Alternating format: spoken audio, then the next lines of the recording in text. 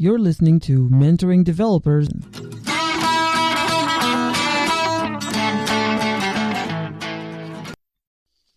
What got you interested in this, and why were you looking for Ruby on Rails jobs? Yes, why, Rachel, would you look for Ruby on Rails?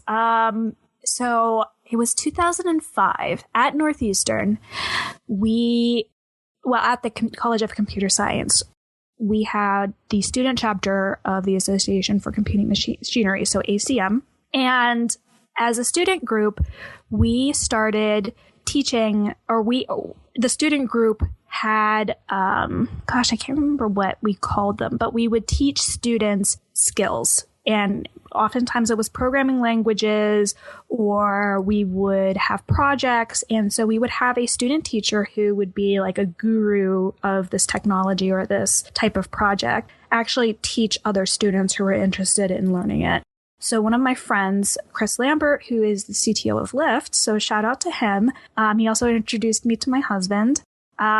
He did the 10 minutes or 5 minutes to blog, whatever it was, that was like the everything, everybody knows who started back then with Ruby on Rails, like that blog video, how to start a blog in 5 minutes with Ruby on Rails. And whenever I saw that, I was just like, oh my gosh, this is amazing. Like, you can prototype things so quickly with Ruby on Rails. And I think that was basically the draw for a lot of startups, was that they could do a prototype very simply with Ruby on Rails and get something up really quickly through the framework. And I just found that Ruby was a lovely language to work in. It had a lot of the things that I like about other scripting languages that I had been using in the past. And it seemed friendly. And I think that's what drew me to developing with that language. And at that time, so after that experience, I started doing a lot more of my own Ruby on Rails programming, and I started converting a lot of the applications and websites that I had created using PHP into Ruby on Rails. Now, at the time, it was a little difficult to actually get web hosting somewhere with Ruby on Rails. So we had an experimental server at the college that I would deploy code to, and I would test it that way. And so I converted my websites. I also took my capstone project, which was software development. It was a class, and every week it was supposed to kind of simulate what it was like in the real world and have like hard deadlines and changing requirements. It causes a lot of stress for students, and I decided to use Ruby. We were like one or two out of the group. There were like, you had to have a pair and you had to choose a programming language. And I chose Ruby, and there was only like a handful of us that used Ruby at the time. A lot of people were using Java, and I think the .NET framework. No, that doesn't make sense.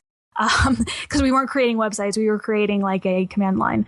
All right, so one of the most popular languages was Java. I can't remember what other people were using, but I remember at the time documentation on the internet for Ruby was very poor, and I had to create a lot of my own methods to get certain things working, or we had to deal with like really shoddy,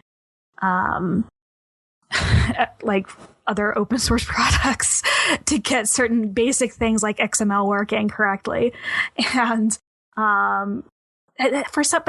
even through all of this crazy stuff, is like I saw so much potential in primetime work with Ruby on Rails that I kept with it. And I even convinced my final co-op boss to let me write this prototype software in Ruby on Rails. And so I guess I just got super crazy passionate and obsessive over it, if that makes sense. That's a recipe for success, my friend.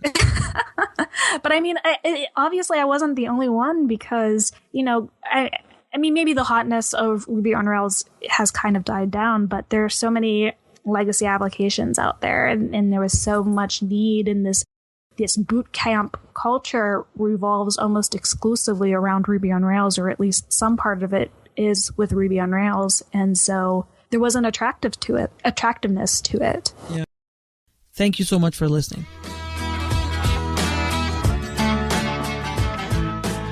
For show notes and transcripts, visit us at mentoringdevelopers.com.